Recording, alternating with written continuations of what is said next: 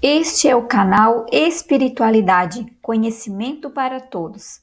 Obrigada por fazer parte desta egrégora que leva a luz através da comunicação. Se inscreva e curta este vídeo para que possamos alcançar mais pessoas. O Livro dos Espíritos, Introdução, parte 12. Um fato demonstrado pela observação e confirmado pelos próprios espíritos é o de que os espíritos inferiores muitas vezes usurpam nomes conhecidos e respeitados. Quem pode, pois, afirmar que os que dizem ter sido, por exemplo, Sócrates, Júlio César, Carlos Magno, Fénelon, Napoleão, Washington, entre outros, tenham realmente animado essas personagens? Essa dúvida existe mesmo entre alguns adeptos fervorosos da doutrina espírita, os quais admitem a intervenção e a manifestação dos espíritos, mas inquirem como se lhes pode comprovar a identidade. Semelhante prova é, de fato, bem difícil de produzir-se, conquanto, porém, não possa ser de modo tão autêntico como por uma certidão de registro civil, pode-o ao menos por presunção, segundo certos indícios. Quando se manifesta o espírito de alguém que conhecemos pessoalmente, de um parente ou de um amigo, por exemplo, mormente se há pouco tempo que morreu, sucede geralmente que sua linguagem se revela de perfeito acordo com o caráter que tinha aos nossos olhos quando vivo. Já isso constitui indício de identidade. Não mais, entretanto, há lugar para dúvidas, desde que o espírito fala de coisas particulares, lembra acontecimentos de família sabidos unicamente do seu interlocutor. Um filho não se enganará, de certo, com a linguagem de seu pai ou de sua mãe, nem pais haverá que se equivoquem quanto a de um filho. Neste gênero de evocações, passam-se às vezes coisas íntimas verdadeiramente empolgantes, de natureza a convencer o maior incrédulo. O mais obstinado cético fica, não raro, aterrado com as inesperadas revelações que lhe são feitas. Outra circunstância muito característica acode em apoio da identidade. Dissemos que a caligrafia do médium muda, em geral, quando o outro passa a ser o espírito evocado e que a caligrafia é sempre a mesma quando o mesmo espírito se apresenta. Tem-se verificado inúmeras vezes, sobretudo se se trata de pessoas mortas recentemente, que a escrita denota flagrante semelhança com a dessa pessoa em vida. Assinaturas se hão obtido de exatidão perfeita. Longe estamos, todavia, de querer apontar esse fato como regra e menos ainda como regra constante.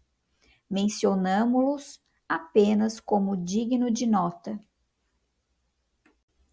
Só os espíritos que atingiram certo grau de purificação se acham libertos de toda influência corporal. Quando ainda não estão completamente desmaterializados, é a expressão de que usam, conservam a maior parte das ideias, dos pendores e até das manias que tinham na Terra, o que também constitui um meio de reconhecimento, ao qual igualmente se chega por uma imensidade de fatos minuciosos que só uma observação acurada e detida pode revelar. Vêm-se escritores a discutir suas próprias obras ou doutrinas, a aprovar ou condenar certas partes delas, outros a lembrar circunstâncias ignoradas ou quase desconhecidas de suas vidas ou de suas mortes, toda sorte de particularidades, enfim, que são, quando nada, provas morais de identidade, únicas invocáveis, tratando-se de coisas abstratas. Ora, se a identidade de um espírito evocado pode, até certo ponto, ser estabelecida em alguns casos, razão não há para que não o seja em outros. E se, com relação a pessoas cuja morte data de muito tempo, não se tem os mesmos meios de verificação, resta sempre o da linguagem e o do caráter, porquanto, inquestionavelmente, o espírito de um homem de bem não falará como de um perverso ou de um devasso. Quanto aos espíritos que se apropriam de nomes respeitáveis, esses se traem logo pela linguagem que empregam e pelas máximas que formulam. Um que se disse Fénelon, por exemplo, e que, ainda quando apenas acidentalmente ofendesse o bom senso e a moral, mostraria, por esse simples fato, o embuste. Se, ao contrário, forem sempre puros os pensamentos que exprima, sem contradições e constantemente à altura do caráter de Fénelon, não há motivo para que se duvide da sua identidade. De outra forma, havíamos de supor que um espírito que só prega o bem é capaz de mentir conscientemente e ainda mais, sem utilidade alguma. A experiência nos ensina que os espíritos da mesma categoria, do mesmo caráter e possuídos dos mesmos sentimentos formam grupos e famílias. Ora, incalculável é o número dos espíritos e longe estamos de conhecê-los a todos. A maior parte deles não tem mesmo nomes para nós. Nada, pois, impede que um espírito da categoria de Fénelon venha em seu lugar, muitas vezes até como seu mandatário. Apresenta-se então com o seu nome, porque lhe é idêntico e pode substituí-lo, e ainda porque precisamos de um nome para fixar as nossas ideias. Mas que importa, afinal, seja um espírito realmente ou não o de Fénelon? Desde que tudo o que ele diz é bom e que fala como o teria feito o próprio Fénelon, é um bom espírito, indiferente ao nome pelo qual se dá a conhecer, não passando muitas vezes de um meio de que lança mão para nos fixar as ideias. O mesmo, entretanto, não é admissível nas evocações íntimas. Mas aí, como dissemos há pouco, se consegue estabelecer a identidade por provas de certo modo patentes. Inegavelmente, a substituição dos espíritos pode dar lugar a uma porção de equívocos, ocasionar erros e a miúde mistificações. Essa é uma das dificuldades do espiritismo prático. Nunca, porém, dissemos que esta ciência fosse fácil, nem que se pudesse aprendê-la brincando, o que, aliás, não é possível, qualquer que seja a ciência. Jamais teremos repetido bastante que ela demanda estudo assíduo e, por vezes, muito prolongado. Não sendo lícito provocarem-se os fatos, tem-se que esperar que eles se apresentem por si mesmos. Frequentemente ocorrem por efeito de circunstâncias em que se não pensa. Para o observador atento e paciente, os fatos abundam, por isso que ele descobre milhares de matizes característicos que são verdadeiros raios de luz. O mesmo se dá com as ciências comuns. Ao passo que o homem superficial não vê numa flor mais do que uma forma elegante, o sábio descobre nela tesouros para o pensamento.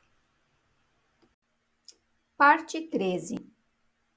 As observações que aí ficam nos levam a dizer alguma coisa acerca de outra dificuldade, a da divergência que se nota na linguagem dos espíritos, diferindo estes muitos uns dos outros, do ponto de vista dos conhecimentos e da moralidade. É evidente que uma questão pode ser por eles resolvida em sentidos opostos, conforme a categoria que ocupam, exatamente como sucederia entre os homens se a propusessem ora um sábio, ora um ignorante, ora um gracejador de mau gosto. O ponto essencial, temo-lo dito, é sabermos a quem nos dirigimos. Mas ponderam, como se explica que os tidos por espíritos de ordem superior nem sempre estejam de acordo? Diremos, em primeiro lugar, que, independentemente da causa que vimos de assinalar, outras há de molde a exercerem certa influência sobre a natureza das respostas, abstração feita da probidade dos espíritos. Este é um ponto capital, cuja explicação alcançaremos pelo estudo. Por isso é que dizemos que estes estudos requerem atenção demorada, observação profunda e, sobretudo, como aliás o exigem todas as ciências humanas, continuidade e perseverança. Anos são precisos para formar-se um médico medíocre e 3/4 partes da vida para chegar-se a ser um sábio. Como pretender-se em algumas horas adquirir a ciência do infinito? Ninguém, pois, se iluda. O estudo do Espiritismo é imenso. Interessa a todas as questões da metafísica e da ordem social. É um mundo que se abre diante de nós. Será de admirar que o efetuá-lo demanda tempo, muito tempo mesmo? A contradição, demais, nem sempre é tão real quanto possa parecer. Não vemos todos os dias homens que professam a mesma ciência divergirem na definição que dão de uma coisa, quer empreguem termos diferentes, quer a encarem de pontos de vistas diversos, embora seja sempre a mesma ideia fundamental? Conte quem puder as definições que se tem dado de gramática. Acrescentaremos que a forma da resposta depende muitas vezes da forma da questão. Pueril, portanto, seria apontar contradição onde frequentemente só há diferença de palavras. Os espíritos superiores não se preocupam absolutamente com a forma. Para eles, o fundo do pensamento é tudo. Tomemos, por exemplo, a definição de alma. Carecendo este termo de uma acepção invariável, compreende-se que os espíritos, como nós, divirjam na definição que dela deem. Um poderá dizer que é o princípio da vida, outro chamar-lhe centelha anímica, um terceiro afirmar que ela é interna, um quarto que é externa, e etc. Tendo todos razão, cada um do seu ponto de vista. Poder-se-á mesmo crer que alguns deles professem doutrinas materialistas, e, todavia, não ser assim. Outro tanto acontece relativamente a Deus. Será o princípio de todas as coisas, o Criador do universo, a inteligência suprema, o infinito, o grande Espírito, etc. Em definitiva, será sempre Deus. Citemos, finalmente, a classificação dos espíritos. Eles formam uma série ininterrupta, desde o mais ínfimo grau até o grau superior. A classificação é, pois, arbitrária. Agrupá-los-á em 3 classes, outro em 5, 10 ou 20, à vontade, sem que nenhum esteja em erro. Todas as ciências humanas nos oferecem idênticos exemplos. Cada sábio tem o seu sistema. Os sistemas mudam, a ciência, porém, não muda. Aprenda-se a botânica pelo sistema de Linneu, ou pelo de Jussieu, ou pelo de Tournefort. Nem por isso se saberá menos botânica. Deixemos, conseguintemente, de emprestar às coisas de pura convenção mais importância do que merecem, para só nos atermos ao que é verdadeiramente importante e, não raro, a reflexão fará se descubra, no que pareça disparate, uma similitude que escapará a um primeiro exame. Obrigada por ficar nesta leitura comigo E não esqueça de dar continuidade aos seus estudos, seguindo a sequência dos vídeos. Até mais! Obrigada por ficar nesta leitura